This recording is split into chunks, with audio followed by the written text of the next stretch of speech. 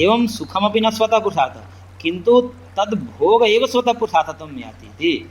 तो कह रहे हैं कि दुख निवृत्ति स्तु कंटकादि निवृत्तिवत, जैसे कंटकादि की निवृत्ति हो जाती है, तो कंटकादि की निवृत्ति कहाँ से होती है? शरीर से होती है ना, शरीर से कंटकादि की निवृत्ति होती है।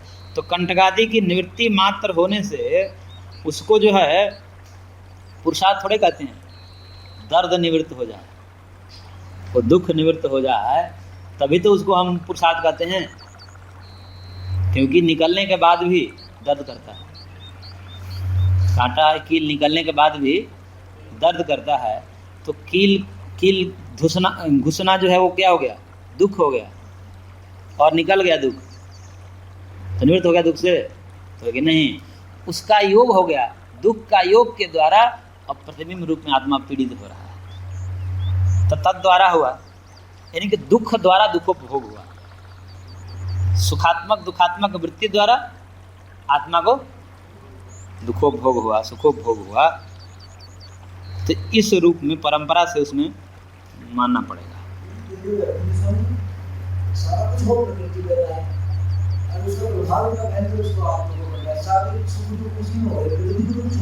प्रकृति हो गया और कुछ नहीं हो रहा, प्रकृति के कारण ही उसको हो रहा है।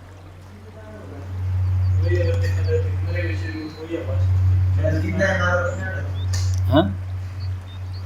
तो एवं सुखम अपनी न स्वतः पुरुषार्थ, सुख भी स्वतः पुरुषार्थ नहीं है, सुख दुख पुरुषार्थ नहीं है, सुख दुख का उपभोग पुरुषार्थ, और प्रतिबिंब रूप में समझना चाहिए। किंतु तद भोग एवं स्वतः पुरुषार्थत्व में आते थे, इसलिए उसका भोग ही स्वतः पुरुषार्थ कहलाएगा। तदिदम दुख भोग निवृत्ति पुरुषार्थत्व योग भाष्य व्यासदेव ही उत्तम, इसलिए व्यासदेव महाराज ने दुख भोग की निवृत्ति को पुरुषार्थ योग भाष्य में कहा है।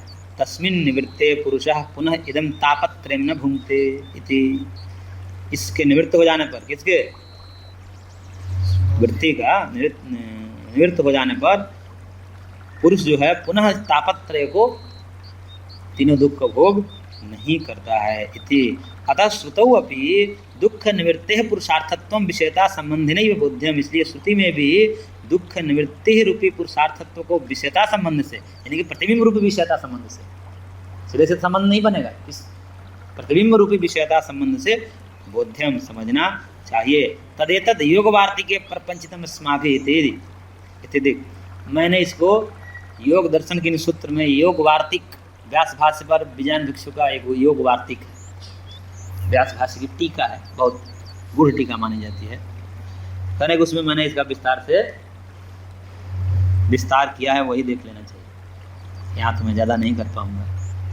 कहीं कह देते हैं कि मैं वहाँ ब्रह्मसूत्र में जाकर देखिए, वहाँ मैंने किया है। कभी ऐसे पुस्तक लिखने के ढंग भी बता रहे हैं भाष्यकार, कई पुस्तक आपने लिख दिया तो बीच बीच में अन्य पुस्तकों का भी उल्लेख कर दीजिए, ताकि इसी बहाने वो वहाँ तक पहुँचे। हाँ वहाँ देखिए। तद एवं अनेन सूत्रेण, इस एक सूत्र के द्वारा क्या किया? व्यूह द्वयम संक्षेपेण उदिष्टम, दो व्यूह, चार व्यूह था ना, हेय हेतु, हान और हानोपाय, इन चार में से दो व्यूह को यहाँ पर कह दिया। कौन से? हेय हेतु कहाँ पे कह दिया? हेय और हान। हेय तो दुख है, तो त्रिविध दुख से हेय कह दिया, और आत्यंतिक निवृत्ति जो पुरुषार्थ हान है, तो हे और हान, इन दो को एक ही सूत्र में कर दिया महर्षि ने। वहाँ अलग अलग सूत्र लगा है, सूत्र में योग सूत्रकार ने, यहाँ पर एक ही सूत्र में दोनों को कह दिया। विस्तरस्तु अनयोः पश्चात भविते थी, होती थी। विस्तार इसका जो है ना, ये बाकी का विस्तार किसका? हेय हेतु और हान हेतु, यानी हानोपाय, इसका विस्तार अब यहाँ से आगे होगा।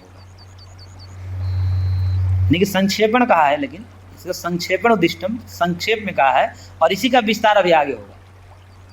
संक्षेप में कहा दिया एक सूत्र के द्वारा, अब इसी का विस्तार आगे होगा। इति तो यहाँ पर बहुत परिश्रम करके ये भाष्य पूरा हुआ।